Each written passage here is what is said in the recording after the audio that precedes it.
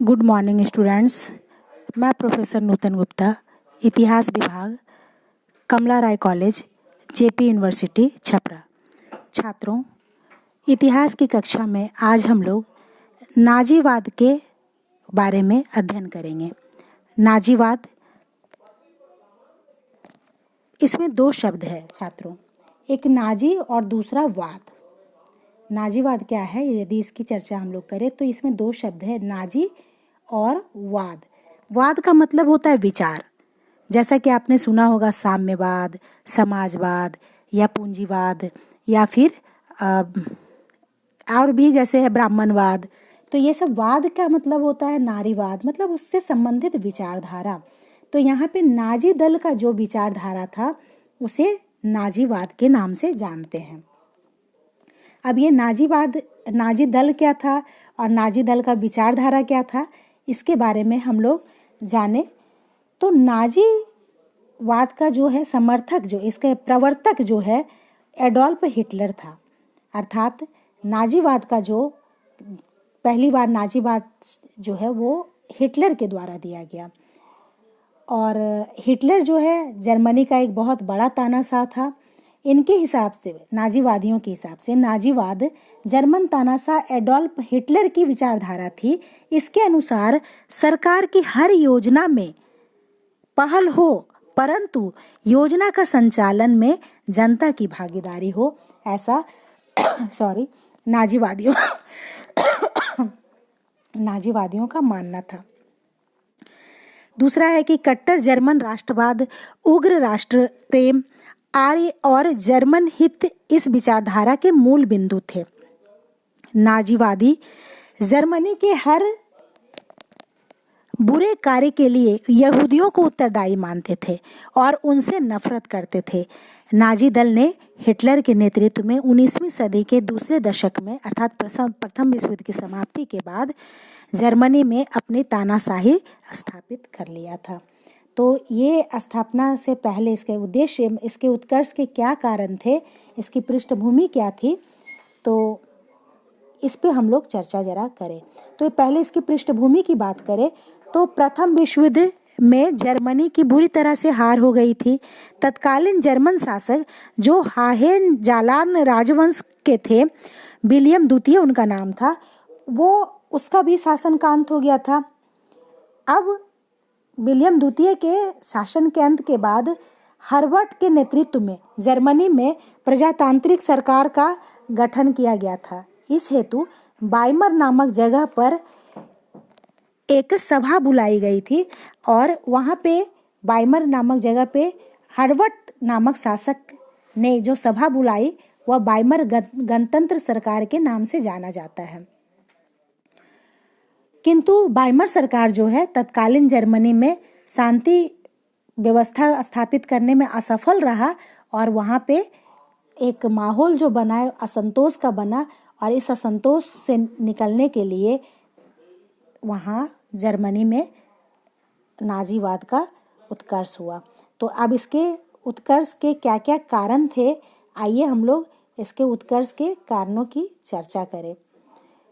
देखिए, नाजीवाद के उत्कर्ष के कारण सबसे पहला कारण तो यही हो गया कि वाइमर गणतंत्र सरकार की असफलता, जिसकी चर्चा अभी हमने किया कि वाइमर गणतंत्र सरकार जो है वो असफल हो गई थी।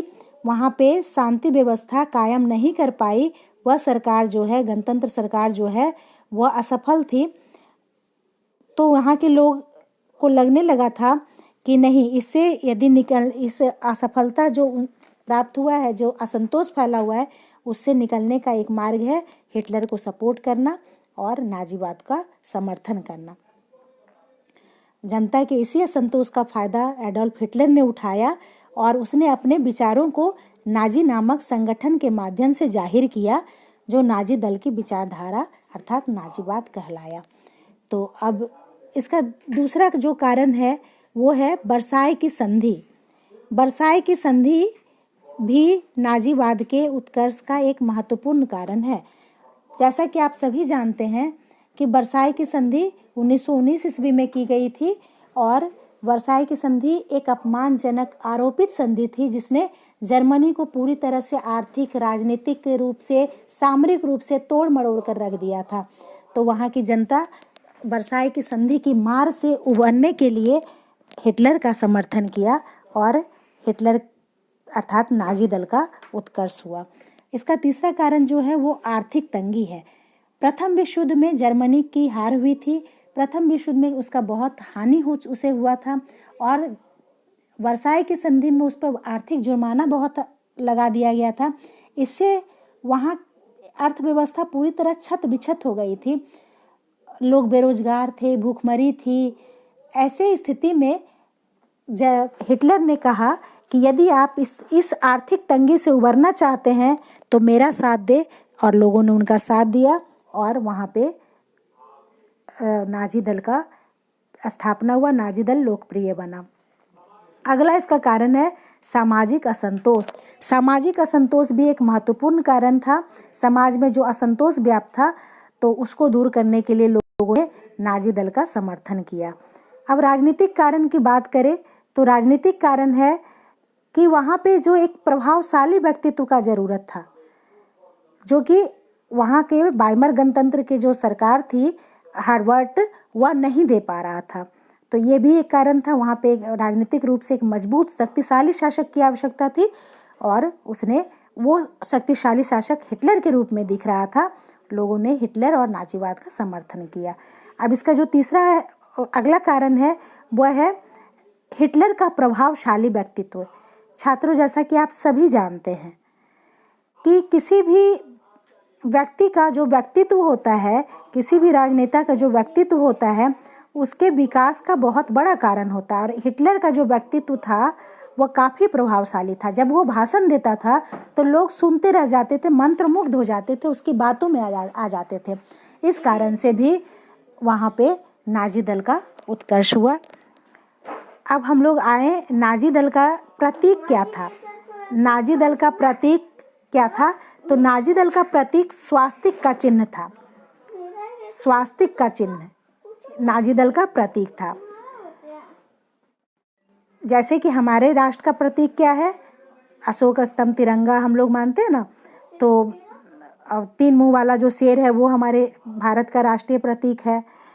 तो उसी तरीके से स्वास्तिक का चिन्ह नाजियों के नाजी दल का प्रतीक था। अब हम लोग आते हैं कि संगठन का प्रचार प्रसार वो कैसे करते थे। तो संगठन का प्रचार प्रसार के लिए 2 संस्थाएं थी, एक एसएस और दूसरा एसएस और ऐसे जो थे वो काली कमीज पहनते थे और इसके सदस्यों का ड्रेस काले रंग की कमीज जिसके बाह पर स्वास्तिक का चिन्ह होता था। और इनका जो उद्देश्य था वह था नाजी नेताओं को सुरक्षा प्रदान करना। इनका अर्थात काली कमीज वाले जो लोग थे, इनका कार्य था नाजी सदस्यों को, नाजीवादी दल के जो सदस्य थे उसको सुरक्षा प्रदान करना। और दूसरा जो है संगठन वो है ऐसे जो है वो भूरे रंग की कमीज पहनते थे जिसके बाह पे स्वास्तिक का चिन्ह होता था। और इनका उद्देश्य होता था, इनका जो कार्य था वो था पार्टी की सुरक्षा, नाजी पार्टी की सुरक्षा तथा अन्य पार्टियों की एकता को तोड़ना। अब हम लोग ये भी देख लिया कि संगठन का प्रचार प्रसार कैसे होता था नाजी दल का। अब हम लोग देखते हैं कि इसके उद्देश्य क्या क्या थे, नाजी दल के क्या क्या महत्वपूर्ण उद्देश्य हैं। तो इसके उद्देश्य की जब हम लोग चर्चा करें तो सबसे पहला जो इसका उद्देश्य है वह है वर्साई की संधि का विरोध करना। वर्साई की संधि जो कि काफ़ी अपमानजनक संधि थी। हम सभी ने देखा अभी कि नाजीवादियों अर्थात हिटलर का मानना था कि जर्मनी की आर्थिक दुर्दशा, राजनीतिक पंगुता तथा सामाजिक पिछड़ेपन का कारण वर्साई की संधि है। इस पर हस्ताक्षर करने वाला देशद्रोही है, अतः इसका विरोध होना चाहिए। और इसे विरोध करने के लिए नाजी दल का गठन हुआ, उसे लोकप्रियता मिली। इसका दूसरा जो उद्देश्य था वह सत्ता का केंद्रीकरण था। नाजीवादियों का मानना था कि शासन व्यवस्था एक व्यक्ति के हाथ में केंद्रीकृत होना चाहिए। उनका मानना था कि असली गणतंत्र वह है जिसमें शासन समाज द्वारा चुने गए किसी एक व्यक्ति के हाथ में सन्निहित हो, अंतर्निहित हो। अगला इसका उद्देश्य है बृहत जर्मनी का निर्माण। हिटलर चाहता था कि जर्मनी को बड़े स्तर पे एक मजबूत सशक्त जर्मनी का निर्माण करना। वह सिर्फ मात्र उन प्रदेशों को ही हासिल नहीं करना चाहता था जो पेरिस शांति वार्ता में उनसे छीन लिए गए थे, बल्कि एक बृहत्तर और शक्तिशाली राष्ट्र बनाना चाहता था। अतः जर्मनी के आसपास के छोटे छोटे राज्यों को जर्मनी में मिलाकर तृतीय महान जर्मन साम्राज्य का निर्माण करना चाहता था।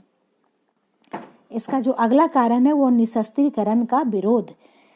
पेरिस शांति वार्ता में वर्साई की संधि जो की गई थी उसमें जर्मनी को निशस्त्रीकरण की नीति थोप दी गई थी जर्मनी के ऊपर, जबकि जर्मनी वासियों का मानना था कि जर्मनी का निर्माण लोह एवं रक्त की नीति से हुआ है, अतः उन्हें पुनः अस्त्र शस्त्रों से सुसज्जित कर वर्साई संधि में किए गए अपमान का बदला लेना चाहिए। इस उद्देश्य से निशस्त्रीकरण का विरोध करने के लिए भी नाजी दल का उत्कर्ष हुआ था। अगला हम लोग देखें, यहूदियों को देश से निकालना इसका अगला उद्देश्य था। तो ये लोग जो मानते थे कि यहूदी को ही प्रथम विश्व युद्ध में अपनी हार का कारण मानते थे, इसलिए जर्मन वासी जो थे वो नाजी दल के जो लोग थे वो यहूदियों से बहुत नफरत करते थे और यहूदियों को देश से बाहर करना चाहते थे। अब अगला कारण जो है इसका सामाजिक स्तर पे देखें, सामाजिक कारण तो सामाजिक समानता को लाना, मतलब कि कार्य में समाज में समानता को लाना, इनका ये था। पूंजीपति और गरीब के बीच में जो खाई है उसको पाटना, सामाजिक समानता को लाना इसका एक उद्देश्य था। अब इसका आर्थिक उद्देश्य की बात करें तो इसके आर्थिक उद्देश्य क्या थे कि पूंजी का राष्ट्रीयकरण करना इसका पहला आर्थिक उद्देश्य था। नाजी दल के लोग जो थे, हिटलर जो थे, वो चाहते थे कि जर्मनी में जो बड़ी बड़ी फैक्ट्रियां हैं, जो बड़े बड़े उद्योग धंधे हैं, उस पर राष्ट्र का पावर होना चाहिए, राष्ट्र का अधिकार होना चाहिए। और अगला इसका जो उद्देश्य था आर्थिक रूप से वो था कृषि को बढ़ावा देना, क्योंकि कृषि जो है उस समय काफ़ी निम्न स्थिति में पहुंच गए थे, तो कृषि को बढ़ावा देना भी नाजी दल का एक उद्देश्य था। और वृद्धा पेंशन लोगों को देना, जो वृद्ध लोग हैं जिनके बेटे मारे गए हैं सेना में प्रथम विश्व युद्ध में, या जो असहाय है वैसे लोगों को पेंशन देना भी नाजी दल का एक प्रमुख उद्देश्य था। इन उद्देश्यों के साथ साथ इसका धार्मिक उद्देश्य भी था। और धार्मिक उद्देश्य क्या था? इसके धार्मिक उद्देश्य की यदि हम चर्चा करें तो इसका धार्मिक उद्देश्य है कि धर्म जो है स्वतंत्र है। नाजीवादियों का मानना था कि धर्म अपने आप में स्वतंत्र है, इसे राष्ट्र की प्रगति में बाधक नहीं होना चाहिए। अर्थात यदि कोई धर्म राष्ट्र की प्रगति में बाधक बनता है तो वैसे धर्म को हटा देना चाहिए। और वास्तव में देखें तो ये जो नाजी दल के लोग थे, उसके जो नाजी दल का जो नियम कानून था वही इसका धर्म था। और हिटलर के द्वारा लिखित आत्मकथा जिसका नाम मेन कैम्प है, वही इसके लिए बाइबिल जैसा था। तो अब हम लोग निष्कर्ष पे आते हैं, और निष्कर्ष के रूप में हम यह देखते हैं कि नाजीवाद नाजी दल की विचारधारा थी, जो कि जिसका प्रवर्तक हिटलर था, और इसका उद्देश्य बृहत सशक्त जर्मनी का निर्माण करना था, वर्साई की संधि का विरोध करना था, सामाजिक असमानता को दूर कर एक मजबूत शासन प्रदान करना था, पूंजी का राष्ट्रीयकरण करना था, ये सब इसके। और जर्मनी को तत्कालीन आर्थिक तंगी, सामाजिक वैमनस्य तथा राजनीतिक पिछड़ापन, इन सारी चीज़ों से दूर करके एक सशक्त मजबूत जर्मनी का निर्माण करना था। ये है जर्मनी में नाजी दल का प्रमुख स्थापना के प्रमुख उद्देश्य, कार्य और उसके गतिविधियां। धन्यवाद।